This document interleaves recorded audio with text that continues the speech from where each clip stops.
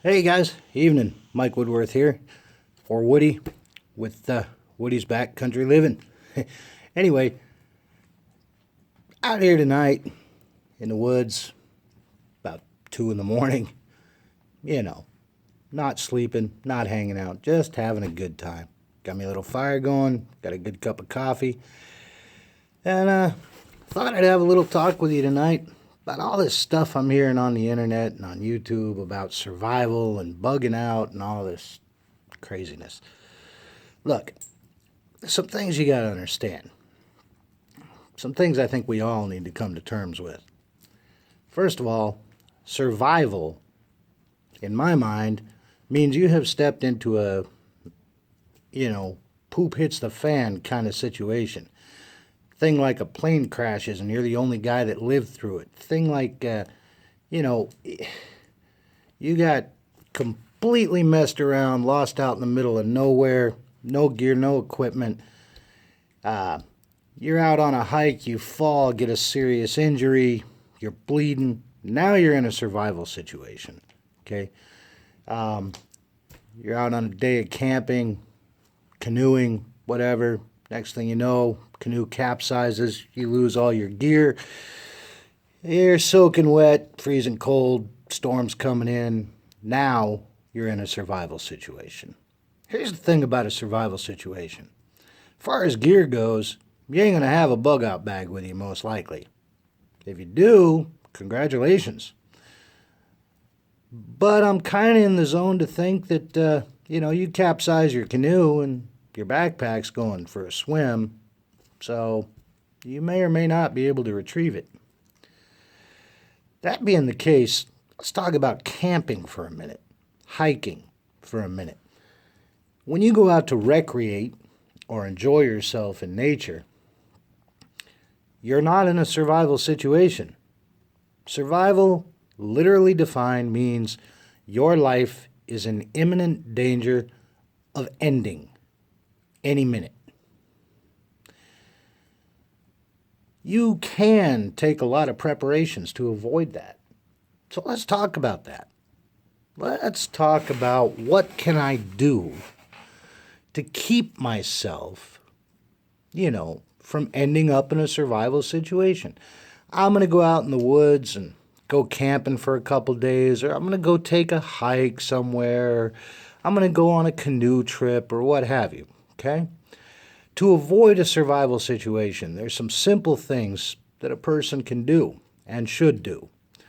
Thing number one, plan the work and work the plan. What I mean by that is this. If you're going to go out on a trip, the first thing that you should do is do a little bit of planning. Make sure that you know where you're going. Make sure that you understand the terrain and the weather conditions. Make sure that you're in good enough physical health to be able to take a trip like that. Make sure that you are prepared for the kinds of things, the weather conditions, potential accidents, animals, food, water, core temperature control. Make sure that you've taken the time to understand these things before you end up out in the forest and the mountains and the desert and get yourself into a real-life survival situation. Let me tell you something. The majority of people who find themselves in a true-to-life survival situation, according to search and rescue statistics, have very little chance of actually surviving. Unless they have a very high skill level or are just plain lucky. I don't believe in luck myself. Okay, I'm not going to get off on a rant here as much as I want to, but thing number one, make sure you have done some research about where you're going. Make sure you understand it. Thing number two, make sure that somebody who is trustworthy and reliable knows where you're going, how long you plan to be gone, whether or not you plan to check in with them at any given interval, and that way they can know to alert search and rescue, to alert park rangers, to alert police, and so forth, in the event that you miss a check-in, in the event that you simply don't come back. Then you know you've got somebody coming to rescue you, in which case you are no longer in a survival situation, but as one of my friends and mentors, Dave Canterbury, says, you are now dealing with inconvenient camping. Well, let's address that.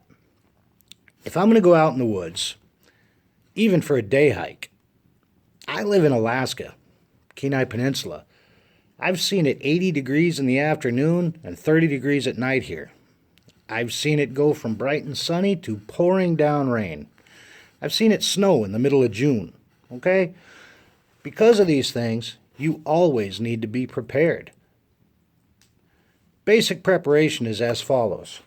Number 1, always make certain that you have the necessary items to affect your body's core temperature, to keep yourself from getting too cold, hence suffering hypothermia, or to keep yourself from getting too hot, hence dehydrating too fast, suffering heat stroke, and so forth. So number 1, carry cover elements with you. This goes into the 5-10 C's of survivability. Cover elements. In my kit, up here, I carry a couple of simple things. I got a set of Carhartt Extremes. It's a jacket and a pair of overall bibs, and I carry them in my pack all the time. Okay, they're a little heavy because I'm kind of a big guy. But the whole weight of my pack is probably about 25 to 30 pounds max, and that's carrying water and food. Okay? So, thing number 2, make sure that you carry with you a container. And by container, I mean something that you can collect water in, something that you can use to disinfect your water by boiling and or filtering. The best way is to filter and boil, but if it's a matter of keeping yourself hydrated, boil your water, cool it down, drink it. Simple enough, okay? So carry a container capable of doing that. I recommend stainless steel. I've got a 44-ounce stainless steel water bottle that I carry with me. I've got a nesting cup for it, and I carry the MSR Seagull pot. Those 3 things, I got enough containers to cook anything I ever need to cook, disinfect water, make and drink coffee. I love my coffee. So, you got cover elements, you got a container. Those 2 things are going to help you tremendously when it comes to maintaining your body's core temperature by drinking fluids, keeping you hydrated. The next thing is to make sure you have a good cutting tool. Now, I've heard some guys say they want to be Rambo and just go out there with a knife. Hey, more power to you if you got the skill level to be able to do that and a knife that'll sustain you. But I recommend carrying more than one. As for myself, I carry a tomahawk, and I've got the Pathfinder Scout Edition tomahawk. It's a beautiful instrument of cutting. This guy right here. This one that you're looking at is about 4 years old. It comes with a razor sharp edge that I keep that way, a rounded hammer pole. This thing can slide off of the wooden handle. If I ever break the handle, I can recreate it in nature by using the very blade that supports it. The blade can be taken off of the handle just by kind of beating it on a log or a rock or something. It'll slide down and come off, and I can now use this as a skinning tool. It'll do anything my knife will do and then some, and it'll process wood a heck of a lot faster than just a knife. Can also act as a defensive weapon should you ever need one. God forbid. All right, so that's my cutting tool number 1, my go-to. The next one is I carry a good knife because that knife is always strapped to my belt. If I lose my bag and everything else, I've still got my knife. If I've got my knife, I can recreate an awful lot of things in nature. I keep my tomahawk on my belt also, for the record. But anyway, a decent knife is something that is going to be able to baton through wood for you so you can break it up into smaller pieces. It's going to be able to make good feather sticks, shaving a stick so that the wood folds back, looks like little feathers. That's going to make it easier to light for you. It's going to be able to create lots of things that you need, be it traps and things of that nature, a good knife is absolutely necessary. So now you've got cover, you've got containers, and you've got cutting tools. The next thing you should always have with you is cordage. I keep about a 100-foot shank of paracord, 550 paracord with me. I also carry a thing of number 36 bank line. Between the two of those, there's not much that I can't do. And for the record, I also like to keep a roll of duct tape around. Duct tape is an amazing bandage. It's great for making splints. You can use it to create containers to carry things in. You can use it to patch holes in your tarps and that kind of stuff, patch holes in your clothing. It's a great thing to carry.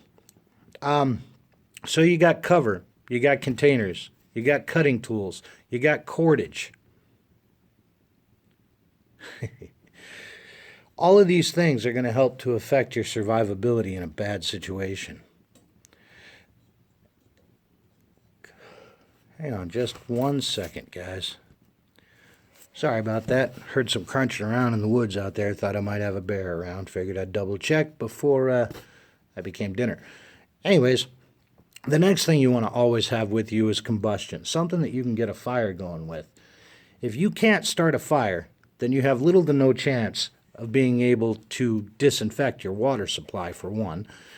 You're going to be a lot colder. You're not going to be able to cook your food.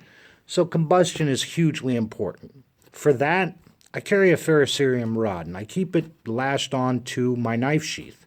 Okay. I also keep a couple of Bic lighters. Usually carry one in my pocket, and I carry one in the nesting cup with my water bottle. A couple other tidbits that aren't in the 5 C's of survivability, but they do extend out into what Dave calls the 10 C's, is a cotton bandana. All right, a simple cotton bandana can be used. A 3-foot by 3-foot shank is your best bet. Cotton material. You can cut this stuff up and make char cloth out of it. A charred material is always going to ignite faster, so with a quick spark off a ferrocerium rod, boom, you got flame. Okay? Flame equals heat. Heat equals survive. So, bottom line, inconvenient camping versus survival. If you've got the proper equipment with you to be able to effect first aid, to be able to effect cover, to be able to effect shelter, to be able to effect food gathering, to be able to effect decontamination of your water, to be able to affect your survivability. And you can do that in the few items that I named off. A couple of other bonus items would be a flashlight of some type. I prefer a headlamp, and as a redundancy, I carry a second small mag flashlight. Okay? I always make sure that I've got an extra set of batteries for each one because, hey, it gets dark around here. Dark can be dangerous, especially if you're one of those people who thinks you're going to go walking places in the middle of the night, which I highly do not recommend. Okay? So that's the tip for today, guys. Inconvenient camping versus survival is a big difference. If you can hold up somewhere, you got a good plan, people know where you're at, you don't check in, somebody knows that you're in trouble. Okay? They're going to send somebody looking for you. All you got to do is be able to signal them when they get there. You can do that with a good fire. You can do that with rocks by making a big sign. You want to make sure you're out in the open where they can find you. But it's a whole lot better than not telling anybody where you are, getting out in the woods, falling and breaking an ankle, getting a compound fracture and having blood gushing out everywhere, and you're not prepared for anything.